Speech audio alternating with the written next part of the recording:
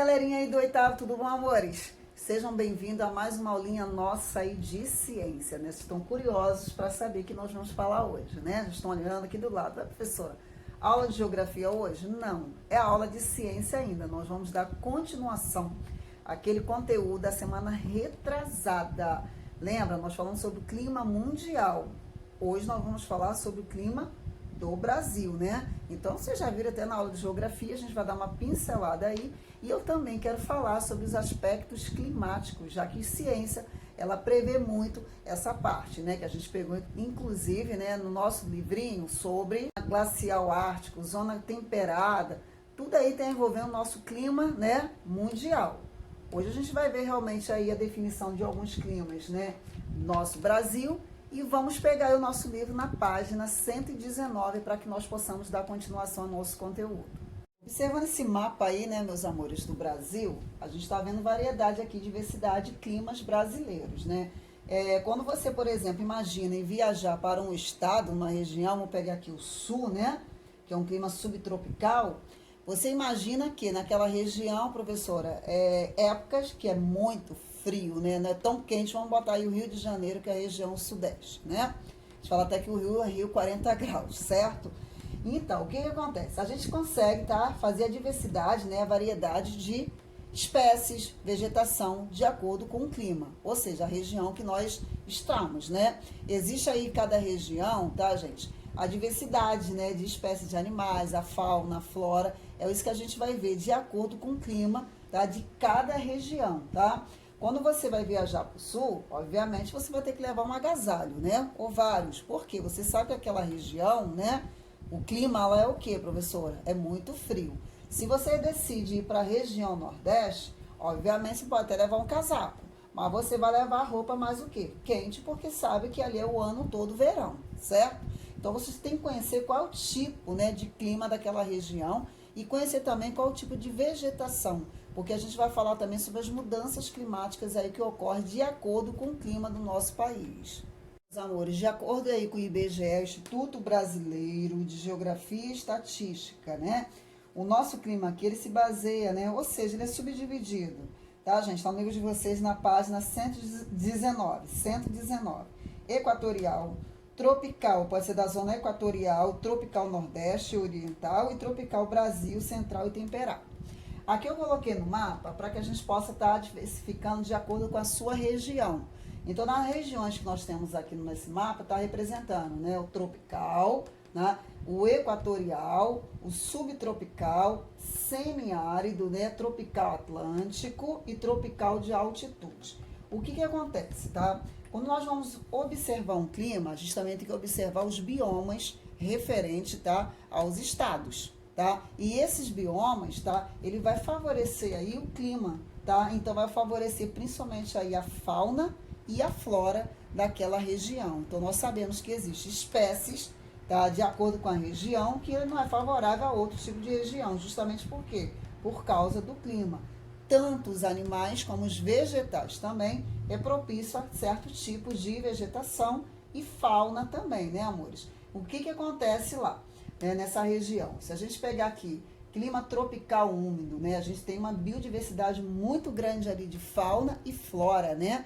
Em outras regiões a gente já não encontra tanto. Por exemplo, o clima subtropical, né, que é da região sul, a gente tem as matas e araucárias, né? São os biomas dessa região.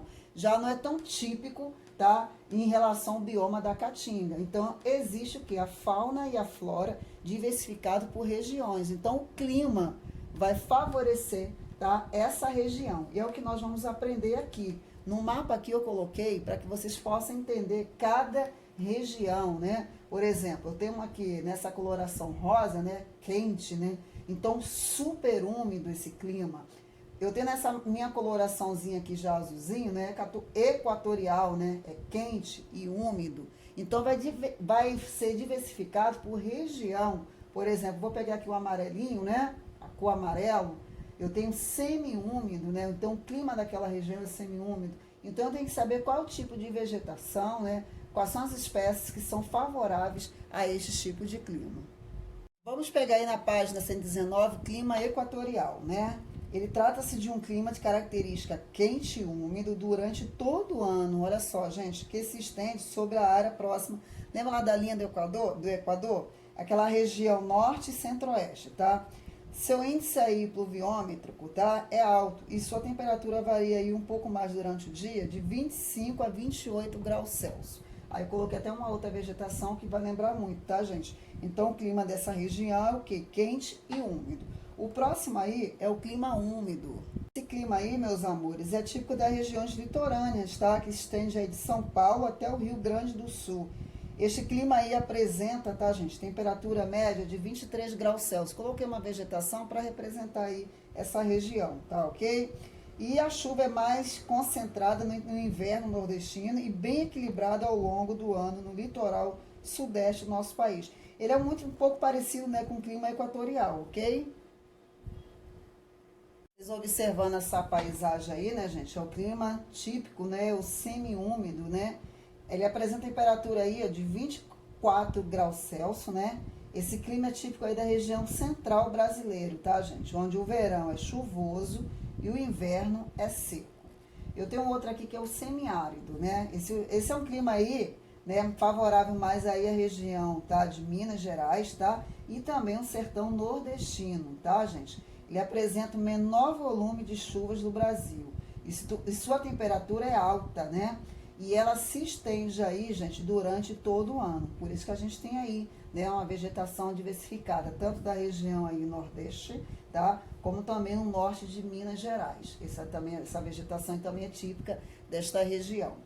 Um outro que eu tenho também, um tipo de clima, tudo no livro de vocês, é isso aí, é o subtropical. Vocês já ouviram falar, né? Ele estende-se pela região sul e pela parte, tá, do estado de São Paulo. O clima subtropical apresenta verão e inverno bem definidos, tá? Sua temperatura média aí em torno de 18 graus Celsius, com volume de chuva alto, mas bem distribuído. Meus amores, já que nós falamos aí em clima, né? Ele tem a ver com as mudanças climáticas também. Se você observar aí o nosso planeta, observando aqui, atrás dele eu coloquei algumas fotos representando. Então, são as influências, né? São as mudanças climáticas que podem interferir aí no nosso planeta. Por exemplo, a gente tem aí a seca, né? O desmatamento, a queimada, a poluição, né, gente? Então, o derretimento aí das geleiras, ele pode trazer consequências aí, o que o pessoal hoje em dia fala muito sobre a questão do aquecimento global. Eu vou colocar para vocês aqui mais outras imagens, né? Que a gente vai ver também algumas catástrofes, né? Ele tem a ver com o clima que acontece no nosso país, tá? Essas mudanças climáticas, o que ele tem a ver com o nosso país? Então essas fotos aí estão representando principalmente aí a queimada, né? O que vai favorecer aí a poluição no nosso ar, trazer consequências climáticas para o nosso país.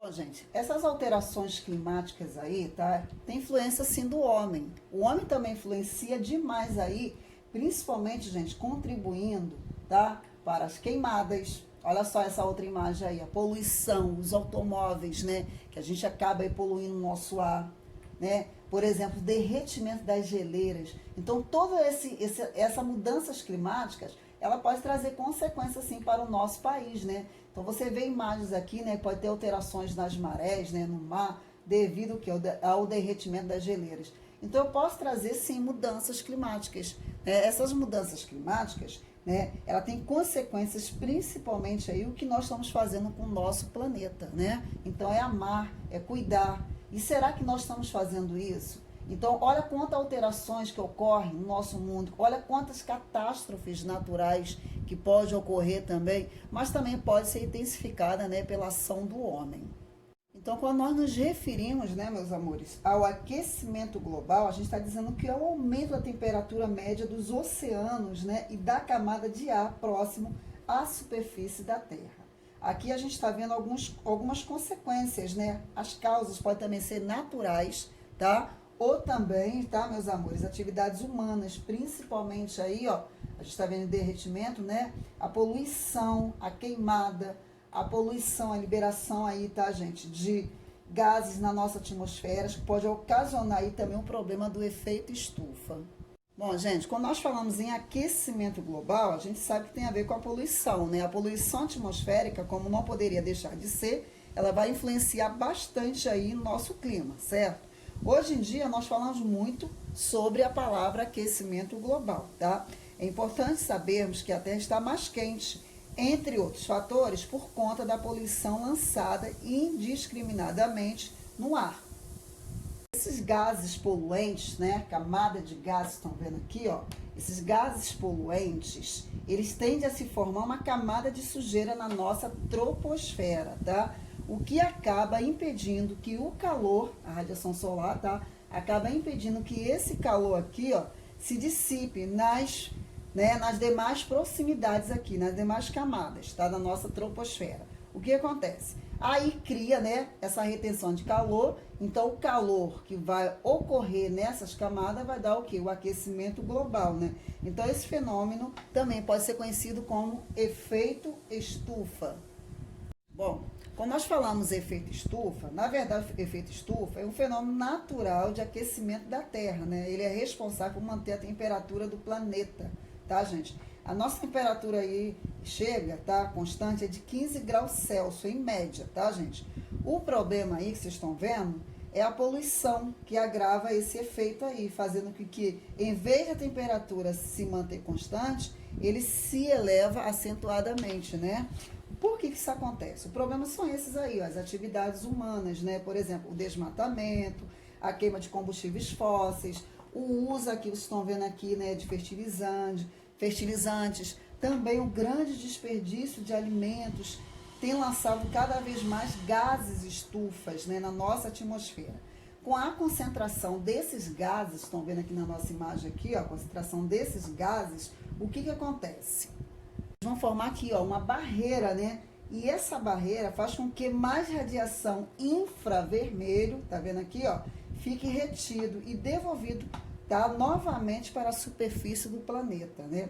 Assim, o efeito estufa deixou de ser um processo natural e passou a ser o causador do aquecimento global. E esse aquecimento global, né, como a gente falou, ele vai trazer consequências, né, como a gente está vendo aí, as mudanças climáticas, né? Por exemplo, a liberação muito grande de, né, gases poluentes, derretimento aqui, né, meus amores, das geleiras, né, a seca, né, problemas naturais, né, como tornado, furacão também pode ocasionar, né, e isso aí também pode trazer prejuízos. Vocês concordam comigo? Principalmente aí na nossa agricultura, né? Esses prejuízos, por que eles podem trazer? Porque nós dependemos da agricultura para a nossa alimentação. Se continuar do jeito que está o nosso planeta, obviamente a gente vai ter alimento daqui a alguns anos, né? Pode até deixar de existir. O problema é que o homem está destruindo justamente pelo quê? Pela queimada, né? Pela poluição, e não se organiza, não pensa em si, né? Só pensa realmente, a gente até costuma dizer, no dinheiro, né? Claro que a gente tem que pensar no próximo e nas futuras gerações, nas espécies que ainda existem, que depende, né? A gente até fala assim, do planeta para sobreviver.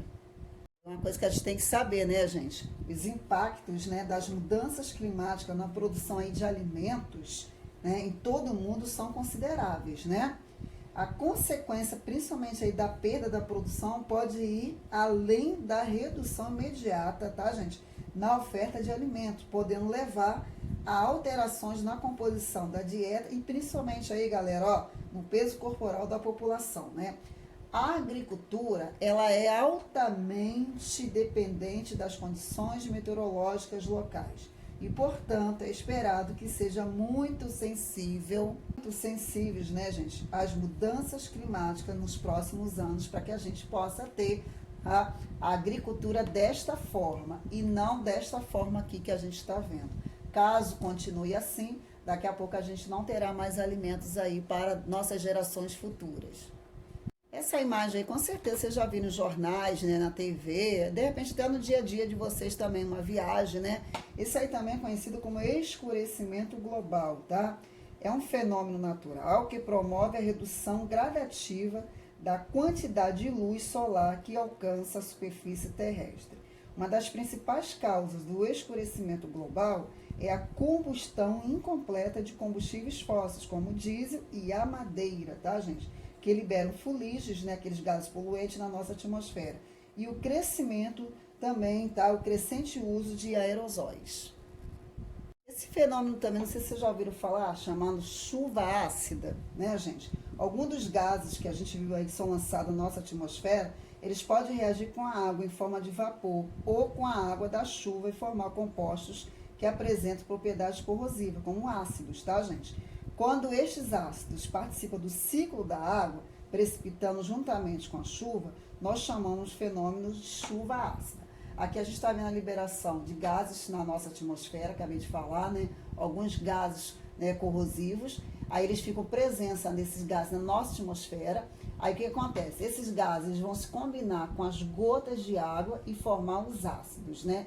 E esses ácidos aqui vão formar quem? A chamada chuva ácida, tá?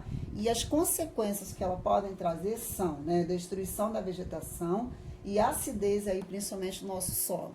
Aqui para vocês uma imagem, tá? Que a chuva ácida, ela também prejudica os seres vivos, tá? Direta ou também indiretamente.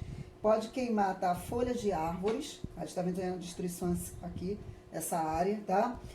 Contaminar rios e lagos, a gente tá vendo a mortalidade aqui de peixes, né? Matar também, principalmente os animais, e corroer, galerinha, aí, ó, construções, edifícios e também monumentos, né? Esses monumentos históricos aqui.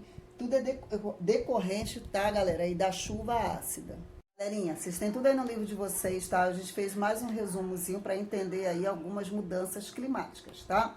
Agora eu vou pedir para que vocês façam uma atividade aí da página, olha só, 132, 133, tá? E as outras duas últimas páginas, que foi de múltipla escolha, tá? 137 e 138. Foi referente à nossa aula de hoje, foi efeito estufa, aquecimento global aí, as mudanças climáticas. Eu vou deixar para vocês aqui um beijo, uma ótima semana, tá? Com Deus, tá? E não deixe de realizar nossas tarefas.